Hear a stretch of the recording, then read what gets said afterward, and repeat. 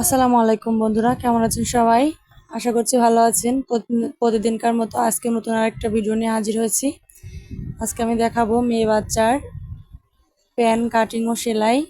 আমি নিচে কুচি দেব, কুচির কাপড় লাগাবো এবং উপরে কুচির কাপড় এবং মাজার কাপড় একই থাকবে। তাই ভিডিওটি স্কিপ না করে আমার পুরো ভিডিও সাথেই থাকবেন এই প্যানটি কাটিং এবং সেলাই ভালো মতো বোঝার জন্য। তাহলে বন্ধু চলুন শুরু করে দেই। প্রথমে আমি এখানে বড় একটি লম্বা কাপড় নিয়ে নিয়েছি। দেখুন, কাপড়টি আমি প্রথমে এক ভাঁজ দিয়ে নিয়েছি, যেহেতু আমি মাজাতে কাপড় লাগাবো, মানে কুচি আর মাজা একই কাপড় রাখবো, সেজন্য উপরে আমি 2 ইঞ্চি পরিমাণ কাপড় এই কাপড়টার সাথে জোড়া দিয়ে নিয়েছি।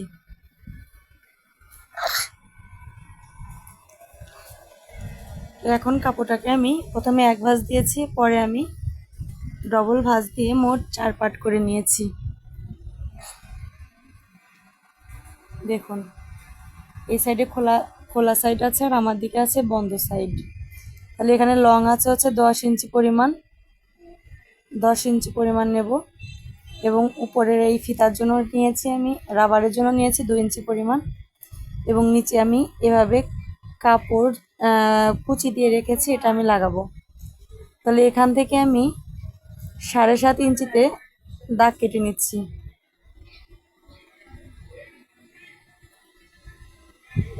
সাড়ে 7 ইঞ্চিতে দাগ কেটে নিচ্ছি এবং উপর থেকে আমি 9 ইঞ্চিতে দাগ কেটে নিচ্ছি।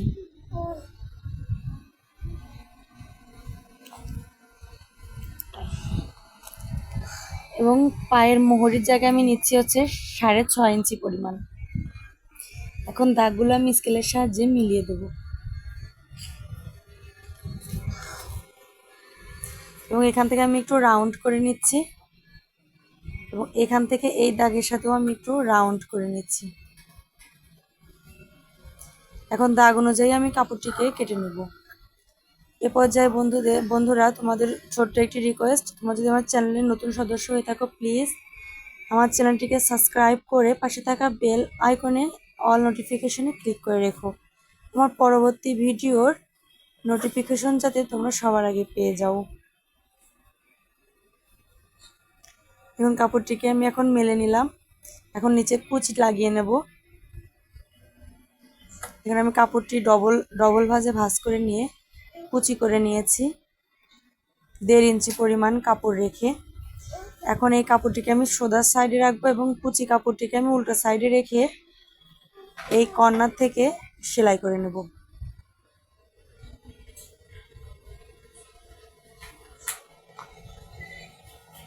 এখন আমি সেলাই করে নিচ্ছি।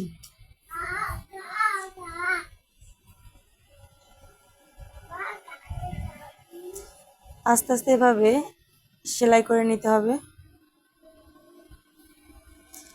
সেলাইটা অবশ্যই ডবল সেলাই দিতে হবে, বা ডবল সেলাই না দিলেও এটার উপর দিয়ে একটা চাপ সেলাই দিয়ে দিতে হবে, যাতে কুচি কাপড়টা উল্টে না থাকে। দেখুন, আমি এভাবে উল্টে কাপড়টাকে টেনে আমি এর উপর দিয়ে চাপ সেলাই দিয়ে নিচ্ছি।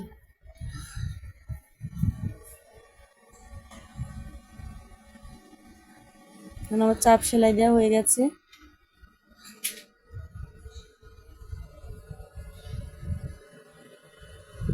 এখন আমার একটা পায়ের মোহরিতে কুচি লাগানো কমপ্লিট এবং বাকিটাও আমি এভাবে কুচি বসিয়ে নিচ্ছি। কাপড়টিকে সোজা সাইডে রাখবো এবং কুচি কাপড়টিকে উল্টা সাইডে রেখে আমি এর উপর দিয়ে এভাবে সেলাই করে নেব। তো দেখুন বন্ধুরা, আমার দুইটা পায়ের মোহরিতেই কুচি লাগানো হয়ে গেছে। এখন প্রথমটা সোজা সাইডে রাখবো এবং পরেরটা উল্টা সাইডে রেখে আমি সাইড থেকে এই দুই পাশে এভাবে সেলাই করে নেব।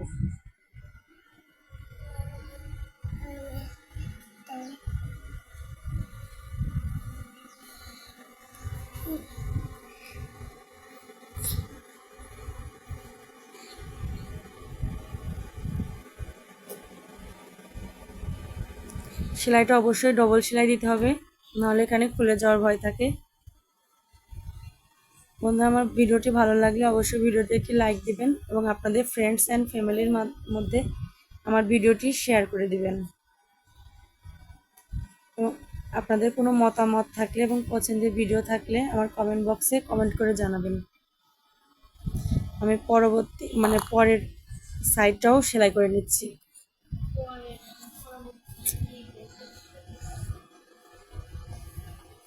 সেলাইটা অবশ্যই 2 সাইডেই ডবল সেলাই দিতে হবে।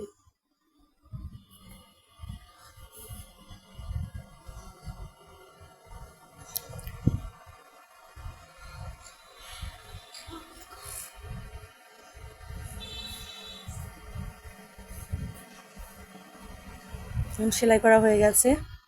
এখন আমি কাপড়টিকে এভাবে এখানে ধরে এভাবে উল্টে নিচ্ছি এবং নিচে তালপাট পট্টির এখানে আমি সেলাই করে দেব। পায়ের মোহরিতে যতটুকু রাখার দরকার ততটুকু রেখে সাইড থেকে এভাবে সেলাই করে নিতে হবে। দেখুন আমি সেলাই করা হয়ে গেছে। এখন মাজায় সেলাই করার পালা। প্রথমে আমি একটু ভেঙে এই সাইড থেকে পুরোটাই সেলাই করে নেব। দেখুন আমার সেলাই করা হয়ে গেছে।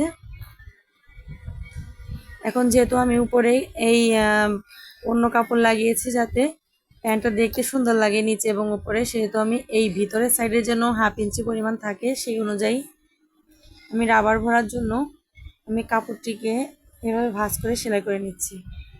দেখুন আমি এইটুকু চওড়া রেখে সেলাই করে নিয়েছি। আপনারা যদি এর থেকে বেশি চওড়া রাখতে চান তাহলে কাপড়টা একটু বাড়িয়ে নেবেন। এখন আমি 9 ইঞ্চি পরিমাণ রাবার নিয়ে নিয়েছি। একটা চিপ টিফিনের সাহায্যে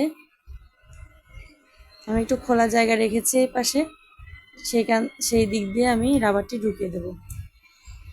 এভাবে আস্তে আস্তে চিপ টিফিন দিয়ে ঢুকিয়ে নিতে হবে। দেখুন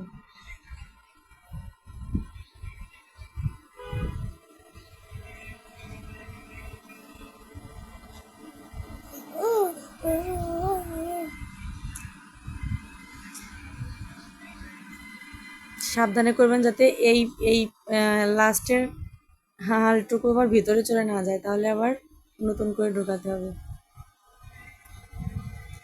এভাবে আস্তে আস্তে আমি ফিতাটা বা রাবারটা আমি লাগিয়ে নিচ্ছি।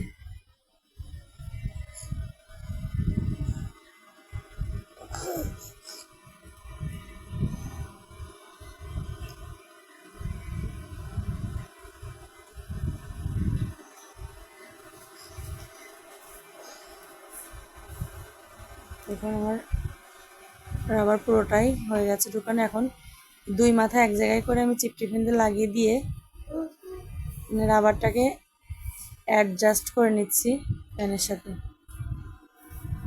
এভাবে টেনে টেনে চারদিক থেকে সমান করে নিতে হবে। এবং ওই রাবারের যে 2 মাথা আমি চিপ টিফিন দিয়ে আটকালাম ওটা গিট্টু দিতে পারেন আপনারা, আবার সেলাই করে নিতে পারেন। আমি গিট্টু দিয়ে ভিতরে ঢুকিয়ে তারপরে মাথাটা সেলাই করে নেব।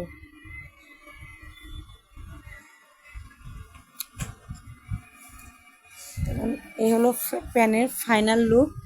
দেখুন বন্ধুরা কত সুন্দর হয়েছে। খুব সহজে আমি তৈরি করে ফেললাম টুকরো কাপড় দিয়ে বাচ্চাদের এই প্যান কাটিং। আপনারা যে বাসায় যে কাপড় তৈরি করেন, জামা সালোয়ার বা যাই তৈরি করেন না কেন, টুকরা যে কাপড় থাকে সেই টুকরো কাপড় দিয়ে খুব সহজেই প্যান্টটি তৈরি করে ফেলতে পারবেন। তাহলে ভিডিওটি কেমন লেগেছে কমেন্টে জানাবেন বন্ধুরা, এবং চ্যানেলটি সাবস্ক্রাইব করে আমার পাশেই থাকবেন। আল্লাহ হাফেজ।